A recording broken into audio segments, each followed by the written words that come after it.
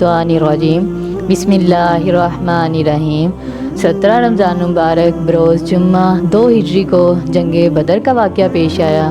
یہی وہ یوم الفرقان ہے جس دن اللہ تبارک تعالیٰ نے اہل اسلام کو عزت بخشی اور شرک کو جڑ سے اکھیڑا اور مشرکین کو ذلیل و رسوا کر کے تباہ و برباد کر دیا۔ حالانکہ اس غزوہ میں مسلمانوں کی تعداد انتہائی قلیل تھی۔ مسلمانوں کا لشکر صرف 313 افراد پر مشتمل تھا۔ اس میں 2 گھوڑے اور 7 اونٹ تھے اور ان کے پاس بنیادی ضرورت کا سامان بھی نہ تھا، اور اس کے مقابلے میں دشمن کی تعداد تقریباً 1000 تھی، جو کہ لوہے کی زرہوں اور ہر قسم کے اسلحہ سے مسلح تھی، اور ان کے پاس ہر قسم کے جنگی سامان کے علاوہ اعلیٰ قسم کے گھوڑے تھے۔ لیکن اللہ تبارک تعالیٰ نے اپنے پیارے رسول صلی اللہ علیہ وآلہ وسلم اور ان کے اصحاب کے چہروں کو روشن کیا اور شیاطین اور اس کے چیلوں کو ذلت و رسوائی سے تباہ و برباد کیا۔ اللہ تبارک تعالیٰ اپنے مومن بندوں کو اپنا احسان یاد کرواتے ہوئے فرماتے ہیں، لَقَدْ نَصَرَكُمُ اللَّهُ بِبَدْرٍ وَأَنْتُمْ أَذِلَّةٌ۔ نہ لشکر کی کثرت تھی اور نہ جنگی سامان کی فراوانی تھی۔ ایک اور جگہ اللہ تعالیٰ ارشاد فرماتے ہیں، اس جنگ بدر کے اندر بوڑھے صحابی بھی ہیں۔ رسول صلی اللہ علیہ وآلہ وسلم نے ارشاد فرمایا، جس کے گھر میں جنگ لڑنے کے لیے جو بھی سامان ہے اس کو لے آؤ۔ صحابہ کرام اپنے گھروں کی تلاشی لینے کے لیے گئے تو ان کو کچھ 8 تلواریں ملیں۔ ان میں بعض تلواروں کے دستے نہیں تھے، بعض کی نوکیں نہیں تھے، بعض کی دھاڑیں نہیں تھیں، اور زنگ آلودہ 6 نیزے، 2 گھوڑے اور کچھ اونٹ تھے، اور باقی کچھ مال اکٹھا ہوا، اور لشکر کی تعداد 313۔ ان میں سے کچھ بچے، کچھ نوجوان اور کچھ بیمار اور معذور بھی تھے، جنہوں نے ابو جہل کو فنا فنار کیا۔ وہ اسلام کے سب سے ننھے منھے بچے ہیں، اور پھر حضور صلی اللہ علیہ وآلہ وسلم کے لشکر کے چھوٹے چھوٹے سپاہیوں سے کتنا بڑا کام لیا گیا۔ اسلام کی تاریخ میں ایسا کبھی نہ ہوا ہے اور نہ کبھی ہوگا۔ بدر کے غازیوں کو حفیظ جلندری نے ہدیہ عقیدت پیش کیا ہے۔ یہ لشکر ساری دنیا سے انوکھا تھا، نرالا تھا۔ یہ لشکر ساری دنیا سے انوکھا تھا، نرالا تھا کہ اس لشکر کا افسر کالی کملی والا تھا۔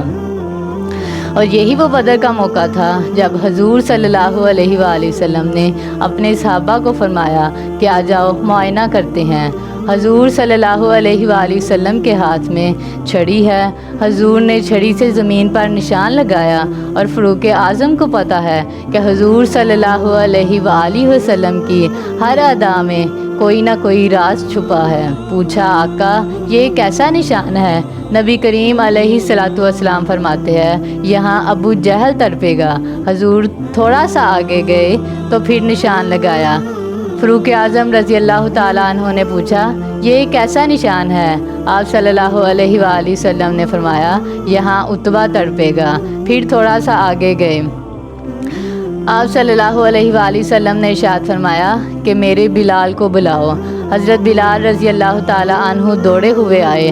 آپ صلی اللہ علیہ وآلہ وسلم نے ارشاد فرمایا کہ اے بلال، جب مکہ کی گرم ریت پر تمہیں لٹا کر تمہارے سینے کے اوپر 2.5 من کا پتھر رکھ کر تمہارا تماشا دیکھنے والا امیہ بن خلف آج یہاں پکڑا جائے گا۔ حضور صلی اللہ علیہ وآلہ وسلم نے 70 کافروں کے نشان لگائے، فلاں یہاں تڑپے گا، فلاں وہاں تڑپے گا۔ نبی کے منہ سے نکلی ہوئی بات پوری ہو کر رہی، جو دن کو کہہ دیا شب ہے تو رات ہو کر رہی۔ حضور صلی اللہ علیہ وآلہ وسلم نے 70 کافروں کے نشان لگائے۔ بدر کے بعد ہم نے دیکھا اتنے ہی کافر مرے ہیں۔ جہاں جہاں حضور صلی اللہ علیہ وآلہ وسلم نے نشان لگائے اسی جگہ تڑپے ہیں۔ محبوب خدا اس جنگ کے اندر خود شریک ہوئے، اور اس جنگ کے اندر فرشتے بھی آئے۔ اللہ تبارک تعالیٰ نے اپنے رسول اور اس کے غلاموں کی مدد فرشتوں کے ذریعے فرمائی۔ تو صحابہ کرام نے بدر کے بعد سرکار مدینہ سے پوچھا کہ میدان بدر میں ایک آواز آتی تھی، اے زوم آگے بڑھو، اور جب یہ آواز آتی تھی تو پھر کافروں کی گردنیں اڑتی ہوئی نظر آتی تھیں۔ آقا یہ کیسی آواز تھی؟ حضور صلی اللہ علیہ وآلہ وسلم ارشاد فرماتے ہیں، میرے غلاموں، یہ آواز دینے والا جبرائیل علیہ السلام تھا اور زوم اس کی سواری کا نام تھا، اور جب یہ آواز آتی تھی تو جبرائیل حملہ کرتا تھا۔ بدر کے میدان میں جو فرشتے حضور علیہ الصلاۃ والسلام کی مدد کے لیے آئے تھے، وہ فرشتے سب فرشتوں میں سے افضل ہیں جنہوں نے حضور کی اشارے پر لبیک کہا۔ وہ بدر کے صحابی حضور علیہ الصلاۃ والسلام کے غلاموں میں سے سب غلاموں میں سے افضل ہیں۔ اللہ تبارک تعالیٰ نے بدر کے نہتے غازیوں کو بے مثال فتح نصیب فرمائی۔ اگر آج بھی کوئی فتح حاصل کرنا چاہتا ہے تو وہ بدر کے غازیوں کا سچا غلام بن جائے۔ وآخر دعوانا ان الحمد للہ رب العالمین۔